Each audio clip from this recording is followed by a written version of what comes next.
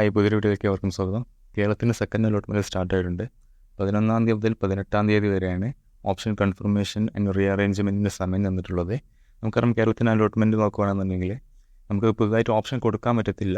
All India allotment ആണെങ്കിൽ നമുക്ക് option കൊടുക്കണം. ഇവിടെ നമ്മൾ ഫസ്റ്റ് അലോട്ട്മെൻറ്റിൽ കൊടുത്ത ഓപ്ഷൻസ് റീഅറേഞ്ച് ചെയ്യുക എന്ന് മാത്രമേ നമുക്ക് പറ്റത്തുള്ളൂ. ഇപ്രാവശ്യം നോക്കുകയാണെന്നുണ്ടെങ്കിൽ സെക്കൻഡ് അലോട്ട്മെൻറ്റിലോട്ട് പാലക്കാട്ടിലൊരു സെൽഫ് ഫിനാൻസിങ് കോളേജ് കൂടി ആഡ് ആയി വന്നിട്ടുണ്ട്. സോ ആ കോളേജ് നമുക്ക് വേണം എന്നുണ്ടെങ്കിൽ ആഡ് ചെയ്യാം. ബാക്കിയുള്ള കോളേജുകൾ ഫസ്റ്റ് അലോട്ട്മെൻറ്റ് നമ്മൾ ഏതൊക്കെ ഓർഡറുകളാണ് കൊടുത്തിട്ടുള്ളത് അത് റീഅറേഞ്ച് ചെയ്യാൻ പറ്റും. അതുപോലെ തന്നെ ഫസ്റ്റ് അലോട്ട്മെൻറ്റിൽ നമുക്ക് ഒരു സീറ്റ് കിട്ടിയിട്ടുണ്ടെങ്കിൽ അത് എത്രാമത്തെ ഓപ്ഷൻ ആയിരുന്നോ അതിൻ്റെ മുകളിലോട്ടുള്ള ഓപ്ഷൻസ് മാത്രമേ നമുക്ക് റീഅറേഞ്ച് ചെയ്യാൻ പറ്റത്തുള്ളൂ. നമുക്ക് കിട്ടിയ ഓപ്ഷൻ്റെ താഴെയുള്ള ഓപ്ഷൻസ് ഫുള്ള് ഡിലീറ്റ് ആയി പോയി കാണും. ഓപ്ഷൻ എങ്ങനെ കൊടുക്കാൻ നോക്കാം. അത് നമ്മുടെ സിയുടെ വെബ്സൈറ്റിൽ പോയി കാൻഡിഡേറ്റ് ലോഗിൻ ചെയ്യുക. ആപ്ലിക്കേഷൻ നമ്പറും പാസ്വേഡും എടുത്ത് ലോഗിൻ ചെയ്തതിന് ശേഷം ലെഫ്റ്റ് സൈഡ് നമുക്ക് ഓപ്ഷൻ രജിസ്ട്രേഷൻ എന്ന് കാണാൻ പറ്റും. അത് ക്ലിക്ക് ചെയ്ത് കഴിഞ്ഞാൽ 2 ലിങ്ക് കാണാൻ പറ്റും. അതിൽ സെൻഡ് SMS എന്ന് ക്ലിക്ക് ചെയ്യുക. അപ്പോൾ നമുക്ക് OTP ഡെലിവറി മെത്തേഡ് എന്ന് കാണാൻ പറ്റും. SMS ക്ലിക്ക് ചെയ്യുക. നമ്മുടെ മൊബൈൽ നമ്പർ അവിടെ വന്ന് കാണും.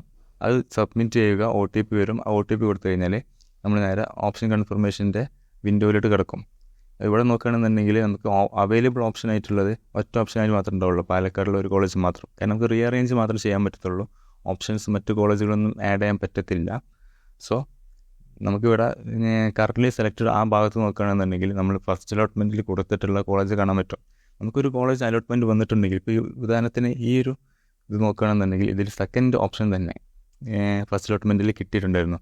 അതുകൊണ്ട് തന്നെ ഇനി മുകളിൽ ഒറ്റ ഓപ്ഷൻ മാത്രമേ ബാക്കിയുള്ളൂ. സോ റീഅറേഞ്ച്മെൻറ്റ് നടക്കത്തില്ല. നിങ്ങൾക്കിവിടെ അതിൻ്റെ മുകളിൽ ഒരു 3-4 കോളേജുകളുണ്ട് എങ്കിൽ നിങ്ങൾക്കത് എന്ത് ചെയ്യാൻ പറ്റും, പ്രയോറിറ്റി അതിൻ്റെ മാറ്റാവുന്നതാണ്.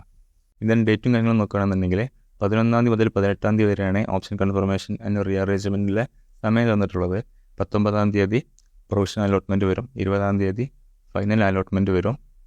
21-ാം തീയതി മുതൽ 26-ാം തീയതി വരെയാണ് നമുക്ക് എന്തുള്ളത്, ഒരു ടൈം ജോയിൻ ചെയ്യാനുള്ള ടൈമുള്ളത്.